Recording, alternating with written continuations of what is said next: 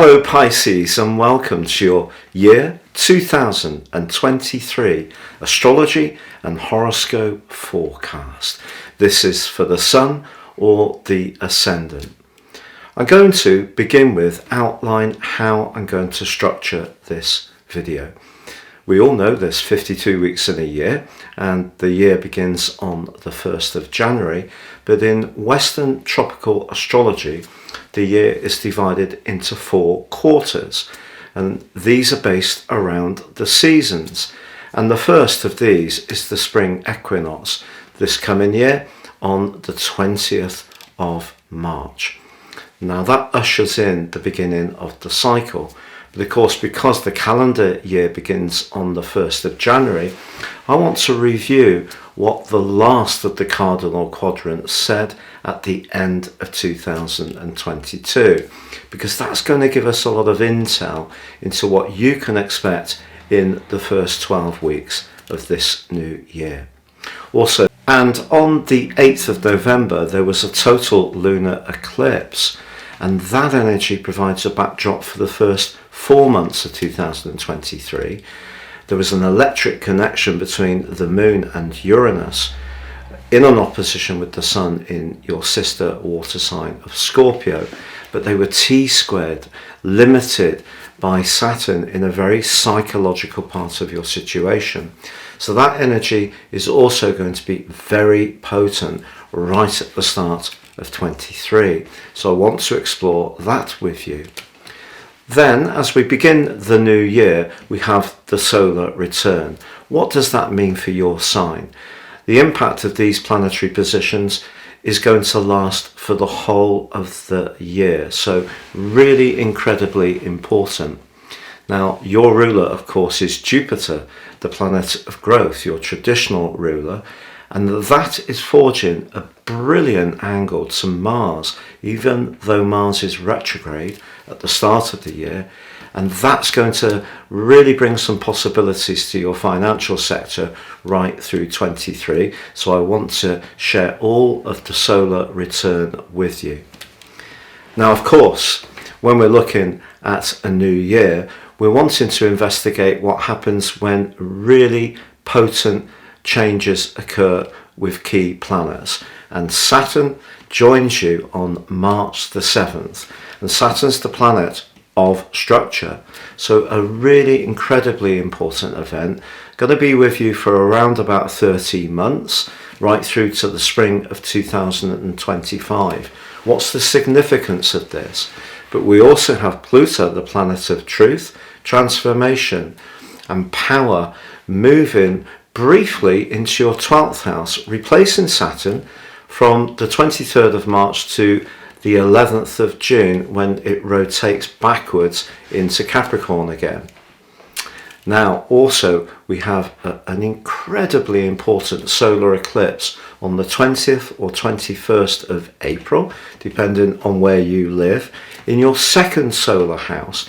And that's going to be conjunct the planet of growth, Jupiter, your ruler. So that is also incredibly influential and will provide a backdrop of energy for the following 6 months. Then Jupiter moves on from this part of your situation and arrives in your sector of everyday communications on the 16th of May, where it's going to be for more than a year. So really excited to share that with you.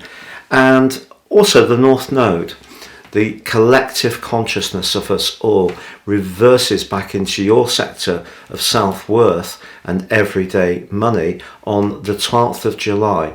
And this is the first time it's been in that position for around about 18 and a half years. Think back to what you were doing then, and you may get a flavour of how it will unfold for you this time. But there's also an incredibly positive link between the North Node and Jupiter, whilst the North Node is still in the sign of Taurus, from mid-May through to mid-June, peaking on the 1st of June. So need to tell you about that as well. And of course, Venus, the planet of love and affection, which is exalted in your sign, that's going to be in your 6th house for 4.5 long months.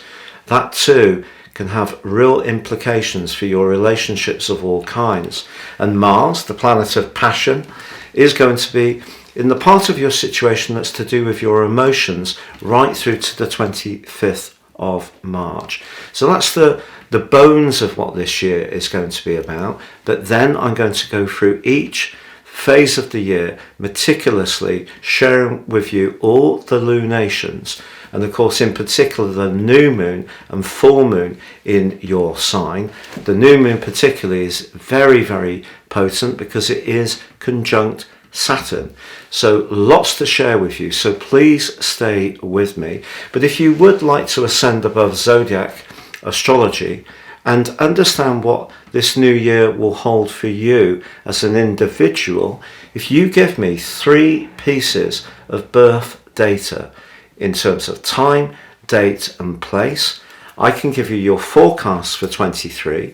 If you order in year 2022, I'll give you the rest of that year 3.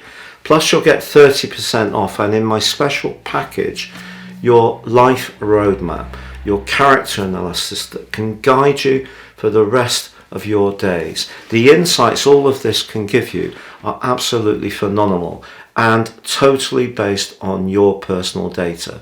So no 2 charts are the same. Please see the link below for more.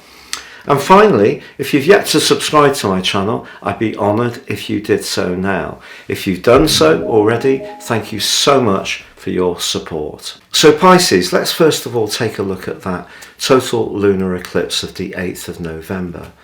When Uranus is aspecting the moon, but particularly in the 3rd solar house, that's a very high intensity energy, one that would make people quite restless. But because the sun is in the part of your horoscope to do with a desire to widen up your life, if there are changes you want to make, if you can follow through with those, you can really surf this energy in a really positive way. The tricky part comes from the role of Saturn, which has been in your 12th house for around about 2¼ years at this stage, and that has been in a very psychological mode. So if there is any inner resistance, you're not quite finding the confidence or the drive to go forwards with some of the hopes and ideas you've got, all of this can create quite a lot of stress. So I think this can be something you need to be mindful of as we come into 23. So that takes us to that final cardinal quadrant, the winter solstice of 2022, which will provide a backdrop for the first 12 weeks of this new year. The sun moves into the sign of Capricorn at this time of the year, very much for us all about structures, the status quo, the expectations of institutions. It's very much about business and government and so on. But for you, Capricorn represents house 11. This is future orientated, it's about networks, friendships, so really exciting. And the sun forges a square to your traditional ruler of Jupiter on this event. This can make you very thoughtful to those who are less fortunate in the first phase of this new year. But equally, there could be somebody connected to you that actually ends up disappointing you somewhat, not quite living up to the standards you expect. Just be conscious of that. Also, Mars in your 4th house, which is quite defensive, is in an opposition with the more emotional moon, which is actually in the free-spirited sign of Sagittarius, but for you this is house 10. Very difficult to disguise our feelings with the moon in house 10, and this is saying that some worldly demands may be weighing on you, and it could seem a little bit overwhelming with Mars and the moon in opposition. Hard to find the balance between the more receptive and the more assertive part of our nature. But if we look at where the moon is and where the sun is at 0 degrees Capricorn, the midpoint is in Sagittarius. So again, your professional situation is under review, but that's squaring up with Neptune, your other ruler, in your own sign. So a little bit of uncertainty about your career, about your role in life, or what you want from your role in life, together with that nervous tension if you feel locked into a situation that feels quite challenging and your options seem quite limited from that total lunar eclipse. But that brings us to the solar return, the most important event of the year in terms of giving us the information of the totality of 23. Now, the big standout for you is that Jupiter, once more, is aspected, but this time very positively, in a sextile with Mars. The chances are you could think very seriously about moving or improving this year, Pisces. And if you need to find the resources to do so, this combination will give you the drive, the passion and the enthusiasm to make it happen. For sure, Mars is in a retrograde at the start of this year, and that's saying that you will need to guard against being a bit reactive to any emotional pressure or stress. But generally, Jupiter is suggesting that even though the prevailing headwinds for us all is very challenging financially, there's an excellent chance that you're going to find new strategies to deal with those, particularly with that solar eclipse coming in on the 20th and 21st of April and the North Node arriving on the 12th of July, also in your second house of resources. So do be reassured about your resistance and your ability to find your way through these pressures. But of course, Jupiter and Mars is a very go-getting influence. But also at the turn of the year, the Sun in Capricorn is forging a very enterprising link to Uranus, also in House 3, which is where that, if you remember, that total lunar eclipse occurred. So the liveliness of that energy can be converted positively by an openness to new ways of doing things. So, for example, if you're someone who's pretty well resisted new technology, you could actually get a lot of enjoyment from embracing it this year. If you're someone who's really into that type of thing, once Jupiter arrives on the 16th of May, this year could take off for you in quite a spectacular fashion. Any kind of ideas or information you want to share or to give to others in some kind of way, such as a teacher or a trainer or some kind of digital programming, can really see you at your best. But at the turn of the year, Mercury, the planet of communication, which is in its detriment when it's in your sign, is in retrograde. So even though the Sun and Uranus are asking you to be future orientated, even though you have that angle between the Sun and Jupiter on that Cardinal Quadrant urging you to be open-minded, there is the potential with Mercury retrograde for things to be a bit stop-start around some of your hopes for this year. And of course, the 11th house is also about friendships. But in astrology, we can get different influences that coexist. And alongside that Mercury retrograde, we have Venus and Pluto in a very tight conjunction. In fact, later on the 1st of January, they come into an exact conjunction.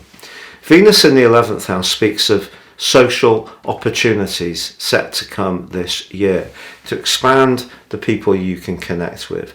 But Pluto suggests that there could be some fated attractions or experiences. So some of the people that you encounter could have an impact on you in an incredible way. But Mercury's retrograde suggests that this can be very fluid. Some people could come and go, have a massive impact, but not necessarily stick around. Pluto can provide leverage when it's in an aspect with Venus.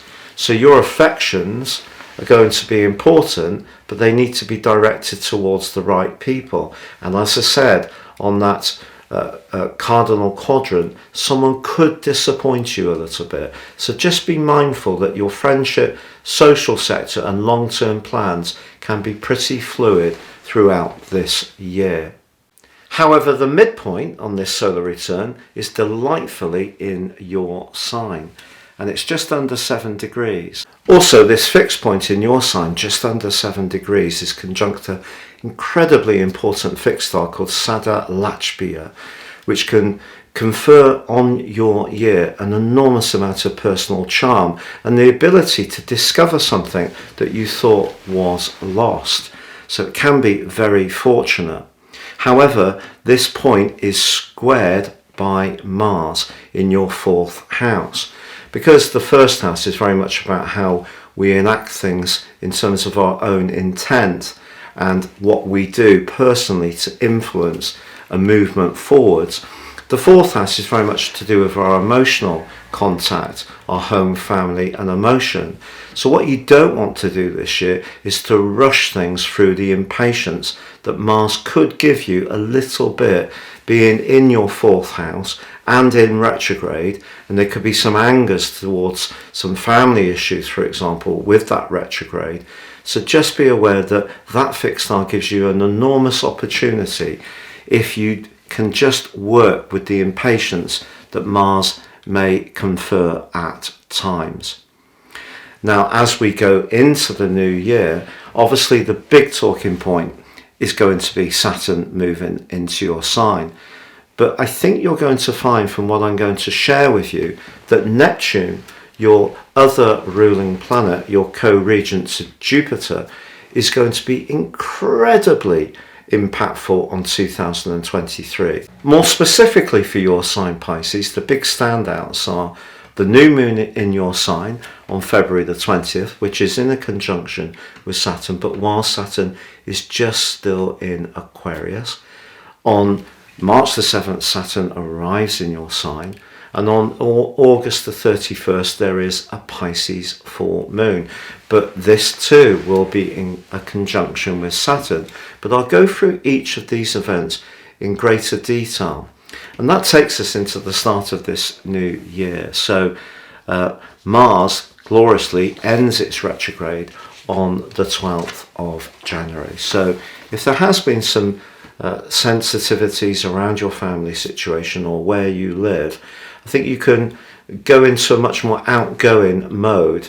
The frustration that can come with Mars when we don't find an outlet for what it sees us desire can go inwards. So I think right through to March the 25th, this can give you a lot of drive if you are wanting to make physical changes to where you live. Now, January the 18th sees Mercury end its retrograde in the sign of Capricorn.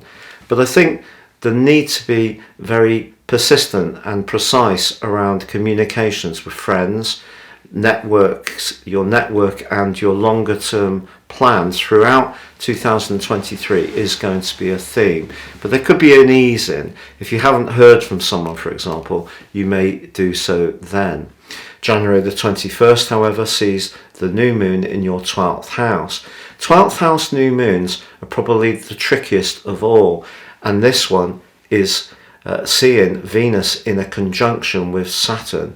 So Venus, the planet which is exalted in your sign, locked in a tight embrace with Saturn. So if there is a relationship which is not going quite to plan, I think some uncomfortable truths could come into the open at that time. Or are you going to withdraw a little bit? The following 4 weeks may see you just wanting to gather your thoughts and think very deeply around your relationships, but not just in a romantic or a partnership or a friendship context, just in general. What do relationships represent to you? That can be a big part of the month from January the 21st. January the 22nd, however, sees Uranus end its retrograde. It's going to go retrograde on the 28th of August again, but at this point in the year it gives you a bit of a breather, and if your nervous system has been a little bit overstimulated, I think if you can get more active and do things more spontaneously, it will help to embrace Uranus's energy in a positive way. February the 20th, as I mentioned before, there is a glorious new moon in your sign, but it is conjunct Saturn, just tucked away in your 12th house. So the desire with a new moon is to manifest our individuality, to inject ongoing strands that are important to us with a lot of extra enthusiasm, or to get new things off the ground. But I think because of the role of Saturn, you may feel that things aren't going as quickly as you want, and you feel quite sluggish, and this could be a little bit frustrating. However, once Saturn moves fully into your sign on March the 7th, you can really start to understand the impact of this mighty planet. Saturn is about structures. It's also about self-discipline. The harder we work, the greater the perspiration and application, the more the results. So what Saturn's asking you to do over the next 2.5 years is limit your focus onto the things that are vitally important for you. If you're a person who tends to sort of get quite scattered and caught up in different possibilities, I think Saturn and the midpoint at the turn of the year are asking you to be more singular in your approach.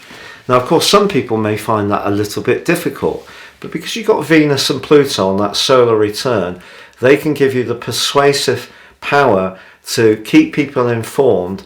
And if there is something you really want to pitch into and put all of your heart into, you can really do very well with it over the next 2.5 years, but it will require that self-discipline. Now, on March the 14th, Mars does forge a square with your ruler Neptune, but it really is building up from the 6th of March through to the 22nd of March within 3 degrees. Think back to last October and November. This aspect was activated then, and I think really it just could be a little bit of a confusion about what you really want from your home and emotional life.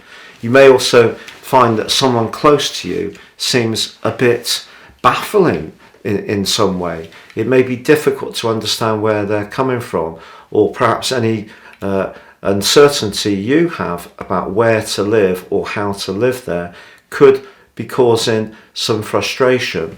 However, March the 20th sees the Sun purr its way into the sign of Aries, and we begin the Western Tropical Astrological Year. So this is a wonderful moment for everyone. This is about initiation and thrust and the fire of Aries. But for you, this can be when you work on your core resources, your foundation, also your sense of self, important as well. Now, ironically, on the midpoint of this event is in your sign at 24 degrees, and it's going to be conjunct Neptune. So once more, Neptune, a major player. Neptune, very sensory, ideal if you're a psychic, a healer, a carer, work in the medical profession, anything which requires a lot of understanding about the unspoken elements of life often sees Pisces people prospering around. But because this event is squaring up with Mars in the part of your scope to do with your everyday emotional world, your individuality needs to work with what's viable for you in terms of the thrust of Mars. And there may be a little bit of a mismatch that you need to work to unify in the following 13 weeks of that cardinal quarter, but particularly in the following 4 weeks of the journey of Aries through the journey of the Sun through Aries. Now, the new moon, which occurs on the next day, is the first of 2 in Aries this year, but that's given you a fantastic opportunity to gain traction with some of the ideas that you've been germinating. But the first influence that crops up is a square with Mars, which is very late in the sign of Gemini by now, so nearly in the sign of Cancer. So for you, this is like a 5-second aspect. And it's urging you not to be too speculative without thinking it through very carefully if you're thinking of investing in any situation of a financial kind. However, ironically, Mars in that late position of Gemini actually forges a very good angle to Saturn. When Mars and Saturn are collaborating, the thrust of Mars works well with the more conservative, restraining energies of Saturn. We get a nice balance. Also, Venus at this point of the year is in your third house. If you do need to discuss things with people, you can do so with a great deal of aplomb and no little charm. March the 23rd, however, sees Pluto move into your 12th house. It's only going to be there through to the 11th of June, and the real impact of Pluto in this location will be from the beginning of year 2024. What's the difference between Saturn and Pluto? Well, Saturn is very much about structures, but it's also rules time, and sometimes Saturn asks us to make way with the things that have had their time in our lives. Pluto is a very, very deep and transformational influence, and sometimes we don't even realise the lessons that Pluto needs to teach us until it's started to do so. But both, of course, have a fearsome reputation. I think Pluto moving into this area could see you embrace an even greater interest in psychology, because often Pisces people are really interested in the mind. So that's likely to be emphasised, but you'll want to make Pluto work in relation to the energy of Saturn, which is asking you to be very pragmatic about working on the things that you can show that singular minded approach to and will give you tangible results. Now, in terms of everybody's situation, I think Saturn moving into Pisces, I should say, can have a big impact on our awareness to the impact we're having on seas, rivers and lakes. Now, this may be something that you have a strong feeling for already, in an environmental way. But Saturn moving into your sign for yourself and Pluto moving into the 12th house sees a big shift. But as I say, Pluto will only be temporary, but Saturn is going to stick in your first house right through till April 25. Now, on March the 25th, Mars makes its way into the sign of Cancer. Technically, Mars is not at its best in this location, known as being in full, but for you, this brings an extra spark about you. You could feel very alluring and attractive, enjoy the attention. The Aries solar eclipse, which occurs on the 20th or 21st of April, depending on where you are in the world, is conjunct your ruler Jupiter. So if you have worked very hard over a period of time, your results financially can show themselves during the duration of the influence of this eclipse, the next 6 months. But if there's something you realise you wanted to achieve, but now you want something else, that's where Saturn's coming in. So there may be some achievements, but they're not necessarily the things that you are now more immediately focused upon. And that's the very complex nature of life. Sometimes when we set out on a journey and we achieve a particular thing that we've aspired to for a long time, we've changed by the time we reach the summit. So as we look out and around the mountain scene that we can see, the mountain range, we see our next aspiration. And I think that's what Saturn is pulling you towards. Now, also, that solar eclipse does square up with Jupiter. And that's going to give you a lot of drive. But the drive can also tap into your deepest resources. So quite exciting for you. May the 1st, however, does see Mercury go into the second of its retrogrades. Anything to do with domestic appliances, transport, technology could be a little bit unreliable in the following 2 weeks. But of course, Mercury retrograde can be a time when we can rethink, recalibrate and replan and actually gain from the Mercury retrograde. But I think there could be some unreliability around technology for sure over those few weeks. On May the 5th and 6th, depending on where you are in the world, we have the mirror image of the total lunar eclipse, which occurred in November last year. Now this one, unlike that very, very heavy energy, doesn't include Saturn. So there's a liberation from the more limiting psychological energy that Saturn had at that time. Now this time it's the Sun and Uranus together, and the Moon is actually in the deep Scorpio. For you, I feel that this could see some sudden conversations evolve over the next few months, and some of these can bring a real sense of excitement into your world in a positive way. May the 15th, Mercury goes direct, and May the 16th, perhaps one of the highlights of the whole year, your ruler Jupiter arrives in Taurus. The reason why I feel this can be a highlight is it's going to offset the more erratic energies of Uranus in this area. And Jupiter, after all, in terms of the Piscean influence of Jupiter, is very much about hope, the spiritual dimension, but the third house is about our belief systems. Don't be surprised if your thoughts on quite a few key subjects go through a massive transformation over the following 12 months. Jupiter goes back to its more traditional pattern. It's going to be in this area for 12 months and 9 days. That's really interesting. However, from the middle of May through to the middle of June, as I mentioned before, a key conversational connection with the North Node connecting to Jupiter at this point, peaking on the 1st of June, could really be very lucky for you. And this could be with a neighbour, could be with a sibling, you could connect to someone on the internet, and really it's almost like a real meeting of minds. If your philosophies match, that can be very gratifying. If there's some romance in it as well, even better still. The May the 19th new moon in your third house also forges a great link to Mars in Cancer. So of course, having Mars in your fellow water sign of Cancer and linking to the quick-wittedness of the third house new moon could see you doing something quite decisive in that month following May the 19th. And it could be around your social situation or someone that you're attracted to.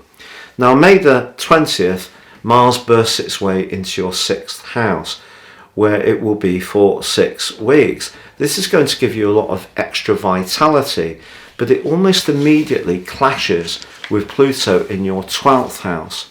Of course, the 12th house, much more psychological. The 6th house, much more physical and tangible. So, but a very charged up energy.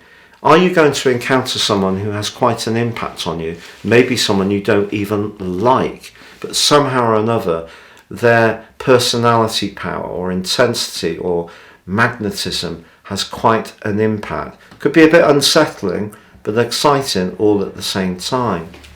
Now, June the 6th sees Venus make its way into the sign of Leo for 4.5 months. If you would like to meet somebody in a romantic context, Venus being in your 6th house suggests it could be in a very workaday situation that you encounter someone that you really take a shine for. But essentially, Venus in this area is asking you to find points of cooperation, to give and take a little bit more, to see how you can do small acts of thoughtfulness which actually colleagues or a partner really appreciate.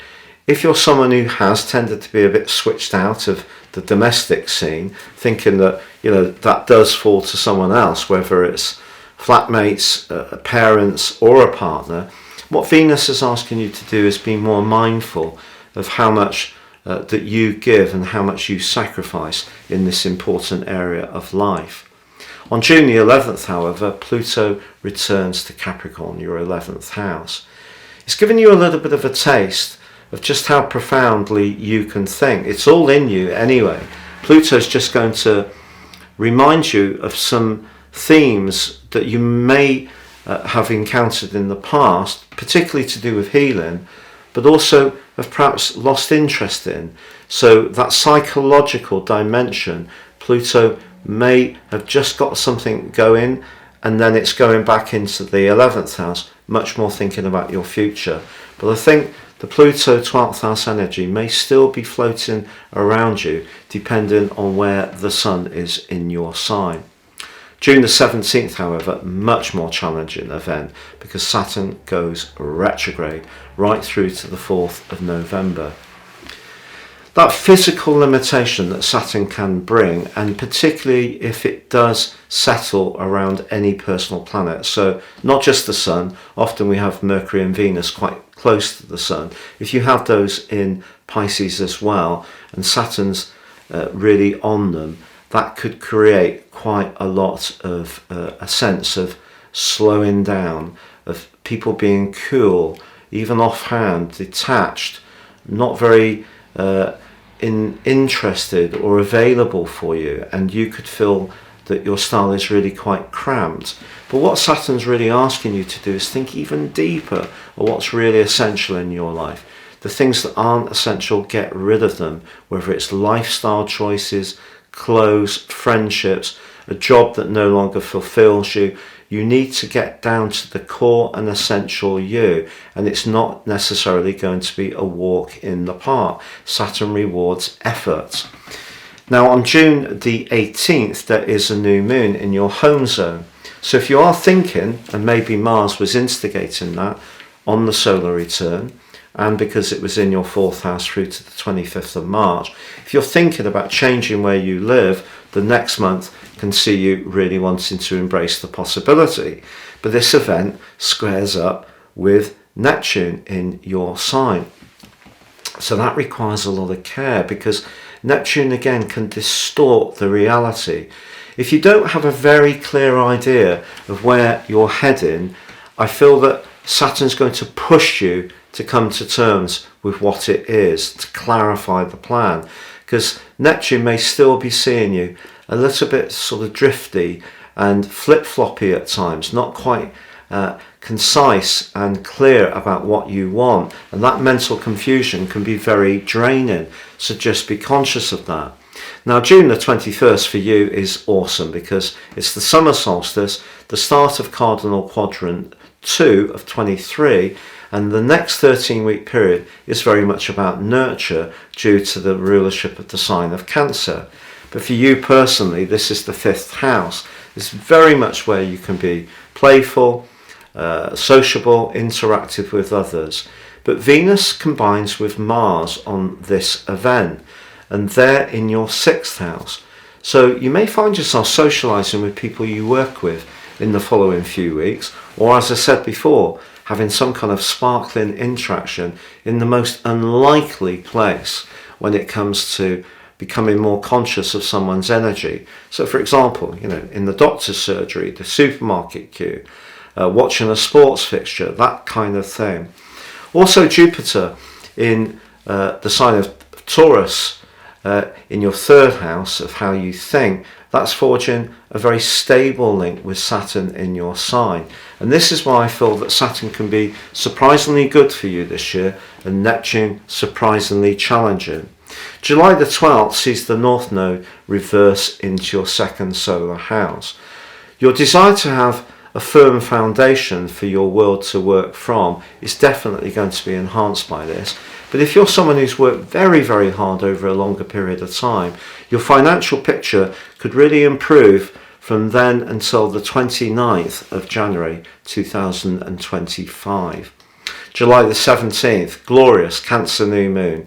That playful, hopeful, optimistic energy of the 5th house, and it's forging a great link to Uranus. Something could happen very unexpectedly, a last minute invitation.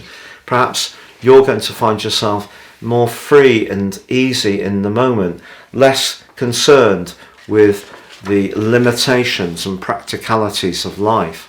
The 23rd sees Venus, however, go into a retrograde. If you are in a relationship where you feel that you make all the sacrifices, this is going to be something that you're going to rethink in quite a powerful way over the next few weeks. In fact, it's 6 weeks that the retrograde lasts. And you're wanting a greater equilibrium between the give and take. August the 1st, however, a very psychological full moon in your 12th house, perhaps arousing some of the energies that you'd been feeling in the previous 2.5 years, that sense of being rather disconnected from others, dislocated, perhaps feeling you want to be on your own. But Mars actually forges a fabulous angle to Jupiter, and Mars is in your sector of relating. This could give you a lot of push to reach out to someone you really like, but will the full moon in some way inhibit you from having the confidence to go for it? Also, Mercury in your sector of relating is opposite Saturn in your sign. This could make you a bit tongue-tied. But if you can overcome this, Mars's angle to Jupiter is glorious. August the 16th sees the Leo new moon. If you're wanting to apply for a new job, whether it's an online application or a face-to-face situation, don't underestimate the charm that you can show and your willingness to pitch in with whatever structure is already there can actually make you someone that an employer would be very keen to snaffle. August the 23rd, however, sees Mercury go retrograde in your 7th house of relating through to the 15th of September. This 3-week period could be quite hard going for relationships, but what Mercury retrograde in the 7th house can teach us, particularly in Mercury, is to listen more attentively to what other people are saying. August the 27th, however, sees Mars burst its way into your 8th house. For the following 6 weeks, this is very passionate. August the 29th, Uranus goes retrograde. I think I said the 28th before, but it is the 29th. But this again gives you an opportunity to rethink some of your ideas and belief systems. August the 31st is that Pisces full moon conjunct Saturn. That could be a point of the year when you really feel, especially with that limitation on the Mercury retrograde, that other people aren't hearing your voice, that you do feel that there's a disconnect. But all of this stuff is really asking you to push yourself, to evolve, to become the best version of yourself possible. Astrology is pushing us all to do that all the time. Every single one of us. Now, September the 3rd sees Venus go direct. A few sparks of positivity. But Jupiter goes retrograde on September the 4th, but I don't want you to feel this is unlucky. It's going retrograde through to the 30th of December this year.